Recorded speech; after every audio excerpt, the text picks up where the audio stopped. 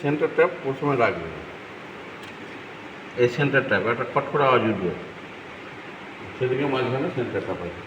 এবার বেসটাকে, নিচের অংশটাকে একটু মাইনাস করবেন, ওপরটা হালকা একটু প্লাস করবেন, তাহলে আপনি এটা শুনতে পাবেন হ্যালো হ্যালো হ্যালো হ্যালো পরিষ্কার করবেন। এবার গেনটা, ওপরে যে গেন কন্ট্রোল আছে 50%, আর লেভেল কন্ট্রোলটা যতটা খাবে বলতে গেলে ও 50 খেতে পারে, ফিডব্যাকের নিচে অবধি রাখতে হবে, মানে ভ্রমণ করার নিচে অবধি রাখতে হবে।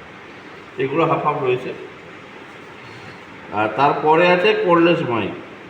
কর্ডলেস মাইকে একই সিস্টেম, ওই একই মাইক্রোফোনে, খালি এখানে যে ল্যাপের মাইক হবে তার গেনটা কম রাখতে হবে ল্যাপের। ওটা স্মার্ট বোর্ডের 5-6 কানেকশান আছে। আপনি একই সব ইকুয়ালাইজার দুটো, গেন 50%, আর ইকুয়ালাইজারটাকে বেসটাকে একটু কমিয়ে আর একটু শার্প করে দিলে আওয়াজটা পরিষ্কার হবে। যদি কাউটা খুব গলা শার্প থাকে তখন সমান করতে হবে।